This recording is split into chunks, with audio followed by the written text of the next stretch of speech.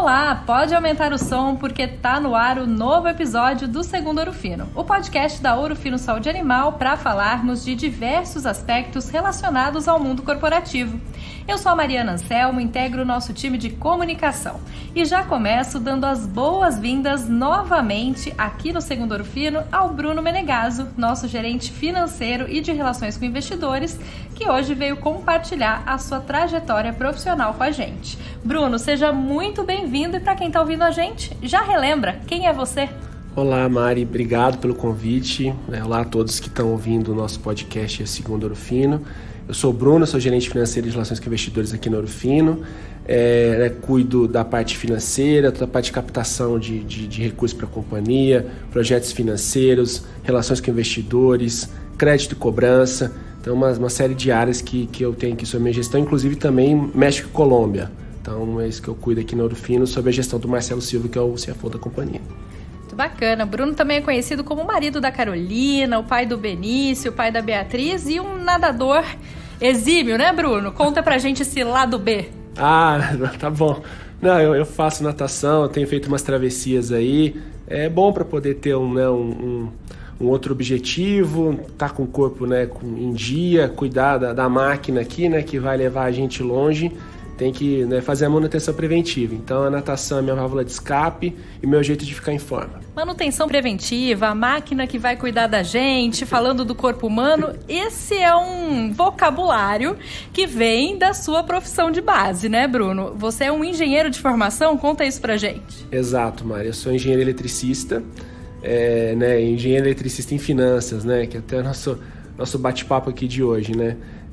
Eu entrei na faculdade de engenharia, na verdade, queria até fazer engenharia de computação e acabei me encontrando em engenharia elétrica, né? Fiz lá em São Paulo, na USP, na Escola Politécnica, e durante a faculdade eu fiz iniciação científica, em projetos de hidrelétricas, né? Numa época, numa empresa que chamava Senec, e aí eu fui vendo que talvez engenharia não fosse muito a minha praia, e estava no fim da faculdade.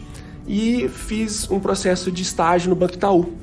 E aí, no Banco Itaú, eu acabei entrando como estagiário e tive o convite para poder ser efetivado no banco. E estava em finanças, né? Acontece até um pouco do Banco Itaú ter bastante engenheiros trabalhando lá, porque o Roberto Setúbal, que era o presidente do banco, fez, né, Poli também, o pai dele, seu Olavo, também era politécnico, então tinha uma cultura ali de ter engenheiros do banco, o pessoal até brinca no mercado que é o banco de engenheiros. Fui para o banco, começando na área de finanças, depois acabei fazendo uma pós-graduação em administração, lá na Escola de Administração da Fundação Getúlio Vargas em São Paulo, é um curso de MBA que é chamado SEAG, né? Curso de especialização em administração para graduados, que é um curso de MBA que já existe há mais de 50 anos aqui no Brasil. Então, acabei, né, trazendo essas capacidades de administração, mais a minha formação de base de engenharia.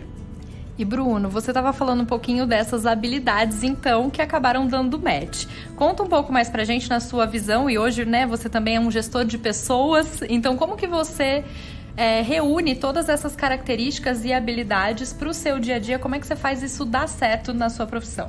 Legal, boa pergunta, Mari. Porque no engenheiro tem muitos hard skills, né?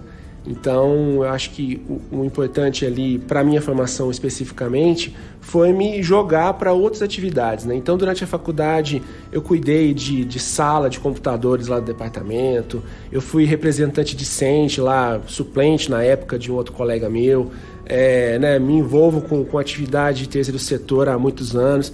Então, acho que os hard skills que a engenharia me trouxe foram muito importantes para poder me dar base para o trabalho analítico, para o trabalho, né, de ter os números da companhia na cabeça, conseguir fazer, né, raciocínio ali, contas de cabeça para alguma negociação, alguma coisa do tipo, ter um nível de diálogo, né, com os bancos, que são os nossos grandes, né, pessoas de relacionamento aqui para trazer capital de terceiros para a companhia, mas esses hard skills me trouxeram até um pedaço. O outro pedaço muito manter um nível de aprendizado, né, o lifelong learning aí, de melhorar skills de comunicação, conversar com o público, né, como gestor de pessoas, conseguir ter um nível de comunicação adequado para cada colaborador. Então são coisas que nem na carreira até a Ouro Fino, mas mesmo na própria Ouro Fino, como lidera, que eu acho que é um programa muito bacana, e a própria experiência, né? Eu acho que o principal ponto ali é errar, consertar rápido, né? Então, errar, acho que todos nós estamos sujeitos, mas acho que o importante é ter a humildade ali de conseguir consertar e trazer isso para o time, num jeito muito franco e honesto ali para todo mundo crescer. Bruno estava falando das skills, né, as habilidades que a gente precisa ter, e para quem não faz parte aqui dos colaboradores da Ouro Fino, lidera um programa para a formação de liderança também, com várias vivências e treinamentos teóricos e práticos. E aí, puxando essa questão da liderança que você estava comentando, você falou muito dessa questão do erro e do acerto, principalmente num ambiente em que você precisa inovar. Então, queria te perguntar como que você estimula a tua equipe nessa inovação constante, sendo que às vezes a turma olha e fala, nossa, engenheiro vai fazer tudo quadradinho, finanças, é a turma que está certinha. Como que você também quebra um pouco desses paradigmas, não só dentro da Ouro Fino, mas no mercado como um todo, para ser cada vez mais um líder inspiracional para o time e para quem está ouvindo a gente aqui? Qual a dica que você dá? Vamos lá, acho que a própria jornada aqui que eu contei para vocês de um engenheiro em finanças, e eu fiz algumas coisas diferentes ao longo da minha carreira. Eu mudei algumas coisas, mesmo estando em finanças, né, grande área ali, mas eu trabalhei já com risco de crédito, eu trabalhei já com próprias relações com investidores, M&A, finanças corporativas, então são sub-áreas que te trazem, né, algumas coisas que você vai melhorando, vai adquirindo conhecimentos específicos de cada área.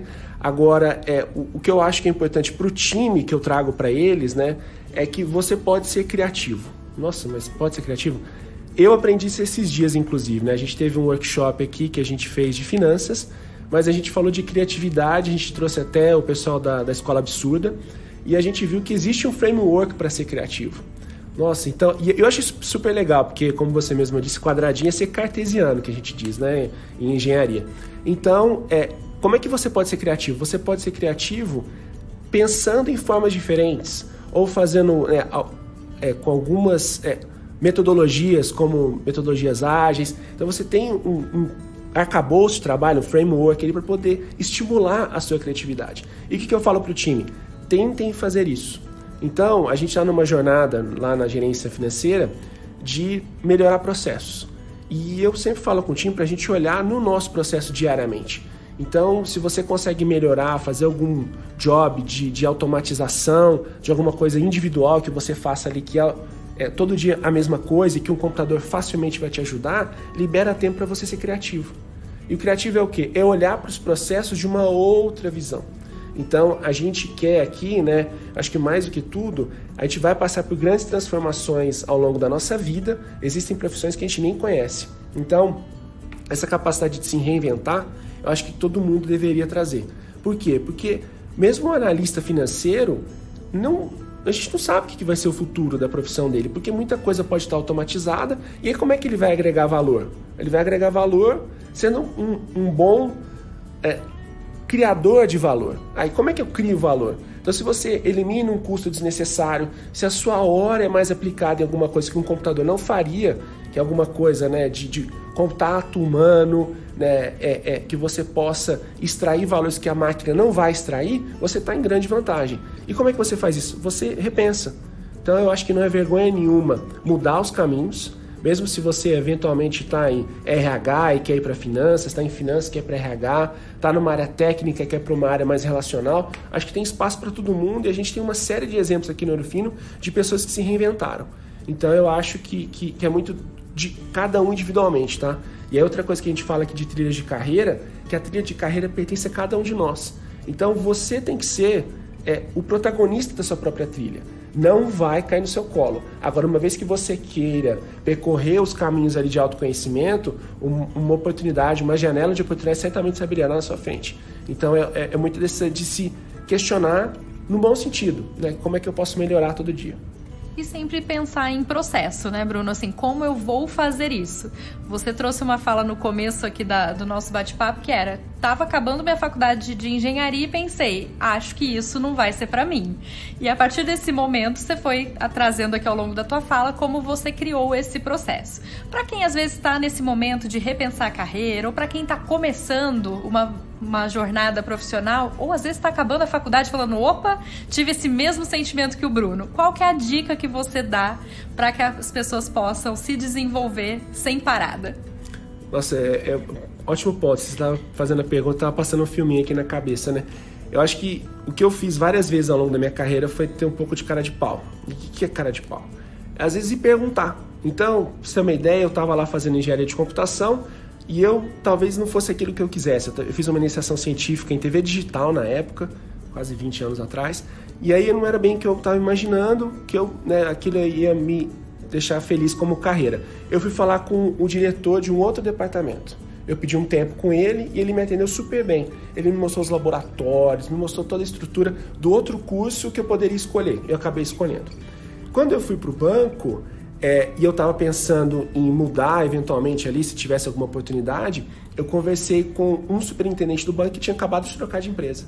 Então eu bati lá com ele, olha, na verdade liguei para ele, né? Falei, fulano, né, você mudou de aí, parabéns pela mudança e tal. Ele falou, pô, Brunão, legal que você me ligou, tô até com uma vaga aqui em aberto. E acabou que eu fui para uma construtora. Então, aqui em Ribeirão Preto, por exemplo, assim, você tem que pegar e ter cara de pau e ligar para as pessoas. Então, o que eu diria, né? Tô em dúvida. Procura alguém para conversar. Vai no LinkedIn, a gente brinca, cold calls, né? Puxa o telefone, eu mando uma mensagem para aquela pessoa. Tem um colega nosso aqui, o Alan, que a gente fez uma palestra no outro workshop e trouxemos o Diego Barreto, que é o VP lá do iFood. E ele mandou uma mensagem de LinkedIn pro Diego Barreto e ele respondeu. Então, várias coisas você tem que calçar a cara, como a gente diz ali, né? E falar, sabe? Se arrisque. Acho que o principal ponto aqui, né, que várias vezes eu fiz na minha vida foi me arriscar. Então, acho que o principal ponto é se arriscar. Dê uma chance pro acaso e entre em contato com as outras pessoas. Você pode receber vários nãos, mas se você receber aquele sim que pode mudar a sua carreira, não custa nada, né? Não, a gente já tem. Tudo bem, e foi assim que o vice-presidente do iFood acabou dando uma palestra para a turma aqui da Ouro Fino também. Bruno, eu sei que você é uma pessoa que gosta muito de conteúdo, né? E eu sempre peço aqui pra gente acabar o nosso podcast com os nossos entrevistados, compartilhando uma dica de conteúdo para quem quer aprender mais, quer conversar mais sobre esse tema que a gente tá aqui falando no podcast hoje. Então, queria saber qual que é a sua dica para quem quer falar sobre carreira, aprofundamento ou mesmo uma transição de carreira. Tem um conteúdo, um livro bacana, um filme, alguma coisa que você indica para quem quiser continuar esse papo aqui por um outro jeito? Vamos lá, eu não sei se vai ser exatamente para transição de carreira, mas eu tive 2 livros que eu li que eu fiquei bastante tocado. Um profissional e tal, que é o Empatia Assertiva. Eu não vou me recordar o nome da autora aqui, ela foi VP de comercial do Google, e ela fala muito de ter uma radical candor, lá que ela fala que é essa empatia assertiva, que é você ser muito transparente e direto com as pessoas. E essa capacidade de dar feedback, e principalmente o que ela diz é pedir feedback das pessoas com quem você se relaciona diretamente. Então, ela fala que você dando feedback direto e construtivo, não deixar aquela pessoa infantilizada ou não ser, né, duro demais com ela, que é ser rude, você leva as pessoas para um outro patamar de conhecimento. Então, Empatia Assertiva é um livro que eu gostei muito de ler. Aí um outro livro falando de criatividade, inclusive até foi uma dica de leitura que a gente teve lá no Lidera, que eu acabei de ler, que é um de criatividade, chamado Roube como um Artista. Ele é do Austin Kleon. Ele é um cara que mora nos Estados Unidos e tal, um cara fez um TED, né, palestrou em um TED lá, e o livro dele fala muito de como você se chacoalha aí para poder ter criatividade. Eu acho que talvez seja oportuno aqui para nossa conversa para você ter um olhar diverso, olhar para outras coisas. Então, eu acho que essas 2 dicas aqui podem ajudar quem quer dar uma chacoalhada aí nos horizontes. Bruno, muito obrigada pela sua participação com a gente hoje. Obrigado, Mari, obrigado pela oportunidade. Estou à disposição para quem quiser bater um papo. Combinado. No LinkedIn, Bruno Menegaso, certo? Então tá bom, e muito obrigada também a você que ouviu a gente. Toda segunda-feira pode ser animal. Aproveite e até a próxima. Tchau, tchau!